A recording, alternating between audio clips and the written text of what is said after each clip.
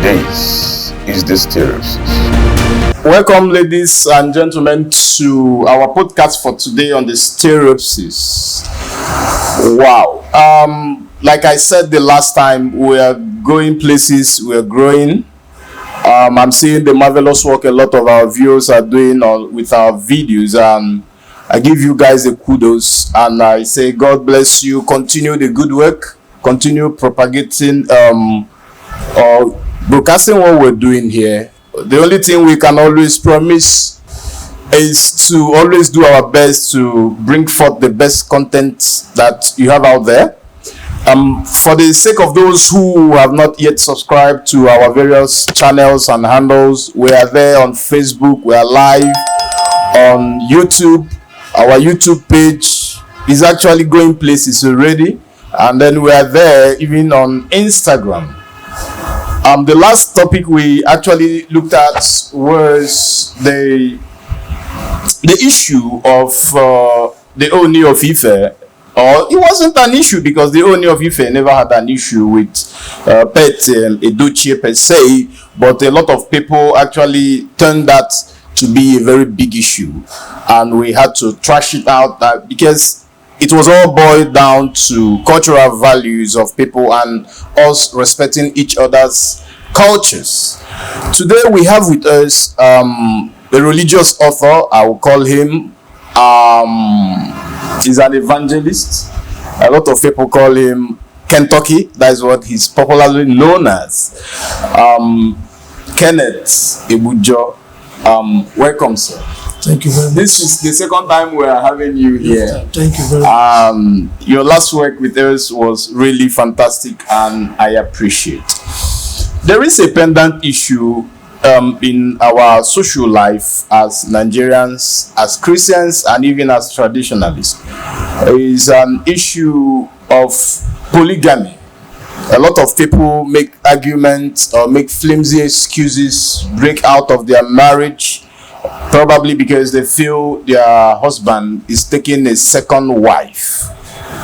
Anyways, I must always say that taking a second wife is an issue of agreement between both parties, because consent is always needed. But irrespective of what I might think, whether a man has a right to take a second wife or not, permit me to say that people most times who tend to be polygamists these days are not treated fairly.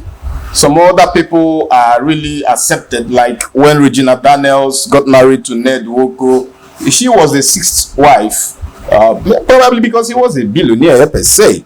Even Ahmed Musa, that you know, had two wives. The last one he married was around 2002. That was his second wife. Then you have Mercy Aigbe, you have Taiwo, this Hassan Taiwo, the man they call the popular Nollywood guy they call Ogogo. He's a polygamist in his own nature. And then you have Mr. Pop, what was his name again? Portable, the guy that sang Zazu, the one making the waves everywhere. I think he has two wives too.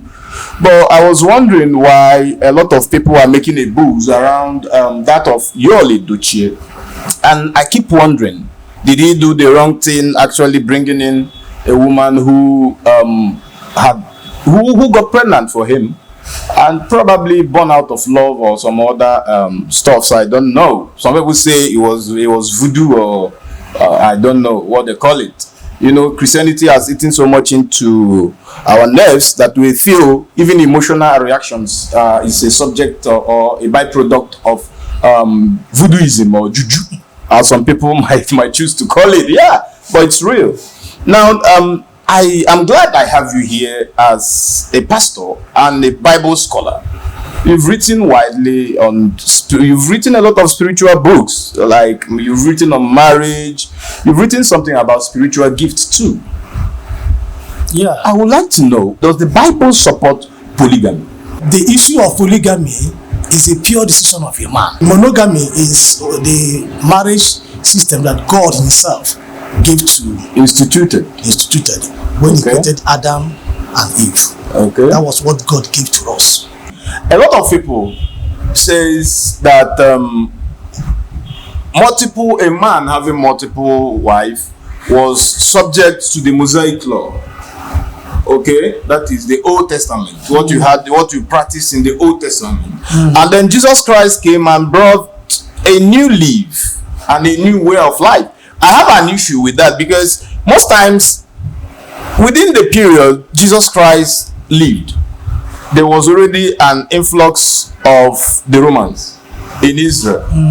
The Israelis were already being colonized. I call it colonialization in his own sense. So the European or the Romans brought their own Roman influence. They brought about the issue of tithing and all the rest, even down to Israel.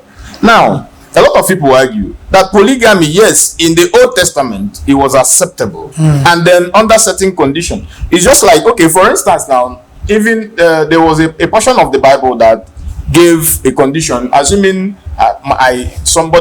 maybe someone related to you, your brother dies. The Bible mandates that one of the brothers if they don't have a child though, one of the brothers will marry the lady. And if they refuse, or if the brother refuses to marry, the Bible says you should take him to the gate where the elders are. And then he told them what to do. You remove his shoes and then you pour spit on his face. Okay, now the question is, if the Bible actually is against polygamy, why would they state that? And they said, if when she has done that, she will pour spit to his face. That means it's a thing of what? Disgrace. It's an embarrassment, is it not? Now, in the New Testament, where they started stating who should be an elder in the church. Now, being an elder in the church, that means the Bible said that you must be of good character, primarily, and you must be a man of one wife at a time. Now, I don't understand. Is it that the New Testament supports divorce, or is it that it still supports polygamy? That is what I want to know. Okay, thank you very much. First, I'm just working on the history of polygamy. Yes. You understand? And that is when I will middle into this question. A lot of people now why I want you to hit this thing directly to the point is that a lot of people are acquainted. The Old Testament is a defense for so many people. So many people, like personally, I don't think I would like to marry a second wife though. But if, for instance, if most men who marry second or third or fourth wife, like Ned Wokio is a practicing Catholic though. And then a lot of them, like Musa is a Muslim, is acceptable in their religion and every other thing in Islam. But we down here who professes to be Christians, although I know a lot of people are not Christian, they are actually church goers though, per se, yes. Because you can be a church if you accept the Bible, and then the Bible is a full document on its own. It has the first is the Old, and then the New Testament. That is the new dispensation of mercy. Now, like you've said, now God's original plan was one man, one wife. Yes. All right. That's what He gave us. That's what He gave us. Now, but God still permitted after the creation. Generations came and generations went. Abraham came, David came, Solomon came. They had multiple wives. Solomon had almost 700 wives and 300 concubines. Exactly. And then in the New Testament, we started seeing a change. The disciples of Jesus Christ started talking about one man, one wife. That is returning us to the original plan of God. One astonishing thing is that in the polygamy setting, we see blessings. Okay.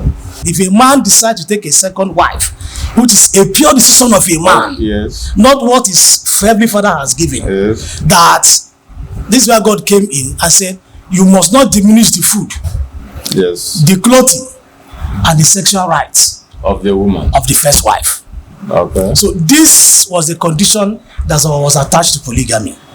Okay, but do you not? I understand what you're saying, but even the Bible also foretold the crisis that might be abound in polygamy. When he said that you cannot love two women at the same equation, you might either hate one or despise another. Well, that was when in that Moses era, that was when it was said that if you have two wives and you love one, more than the other.